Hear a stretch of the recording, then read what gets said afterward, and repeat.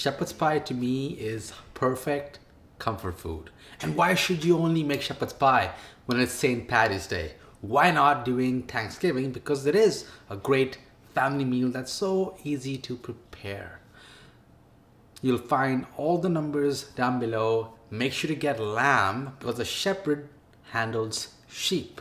A cottage pie is something else. So first things first, my pan here is getting heated.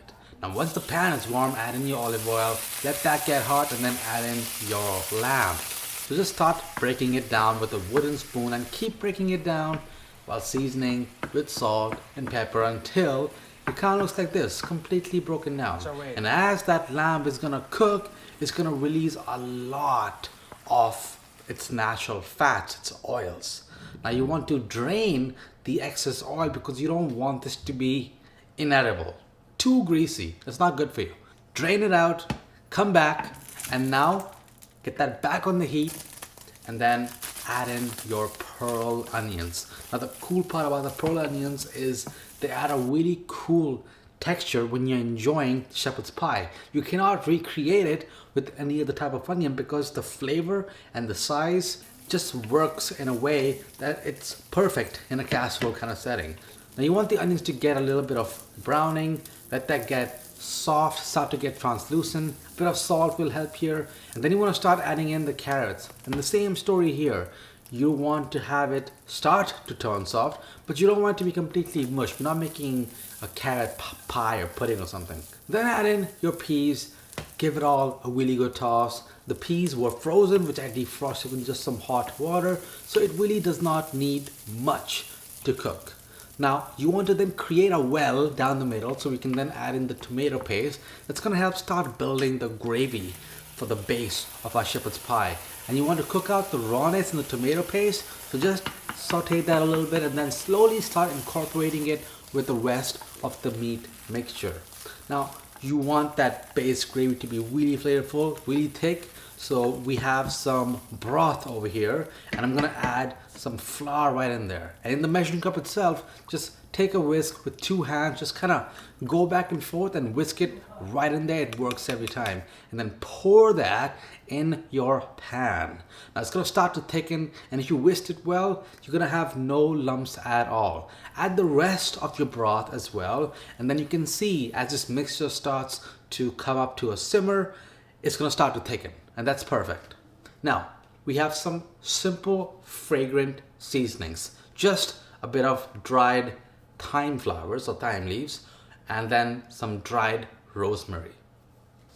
And then make sure you taste it because you want to give it a final adjustment of salt and pepper, and then just set that out and portion it out in your casserole dishes. I kind of like those personal sized casserole dishes because the fun of having your own casserole is something else. Now I have a full version of my mashed potatoes that we'll be using for the top, but here's a abridged version of it.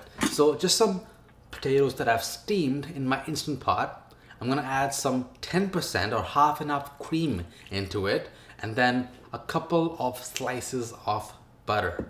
Then I like to use my KitchenAid mixer and the whisk attachment to start whipping those potatoes. I find that that adds the most amount of airiness and the softest, fluffiest, and just the craziest potatoes ever. So add your seasonings as you're doing that. You can use white pepper if you want to, but I like the flavor of black pepper way too much in a mashed potato. Make sure you add your salt. If you want to add garlic that's been like kind of roasted, or you want to add other aromatics, go ahead and do it at this state, because now you're going to have potatoes that will be too hard to resist. But you have to until the very end, because now we're just going to top our shepherd pie casseroles with the mashed potatoes. Now there are a couple of ways of doing that, and one of the ways I'm showing in the video is to just make a nice thick layer of it and then just spread it all out and then just draw a couple of lines as if like you're plowing a field with a fork. The other way is to put it in a piping bag and then pipe it all across the casserole, and both types of finishes for the mashed potato helps give it a different final look, a different final texture, because it alters the way that those potatoes are gonna brown in the oven. And I recommend you try both. Now these bad boys are gonna go in the oven at 425 Fahrenheit, and it's gonna go for about 25 to 30 minutes. You can go for longer if you feel like it, but what you wanna look for is a bit of browning on the top and a crust on those potatoes. I find that baking the casseroles directly under the heat element or on the second highest or the topmost rack of your oven will give the best finish. And if you know your oven, you'll know exactly where to put it to get that kind of finish. Now you can top it off with some fresh parsley, but I just can't wait to dig in. And you can see the steam inside that casserole just piping out, rushing out as I take a bite out of this. You can really make this dish whenever you want, and it's so hard to resist because it just comes together so easily and it's just so packed full of flavor. Now if you want another meaty casserole kind of dish, then check out my meatball casserole, which is just as easy to prepare, if not a bit tastier.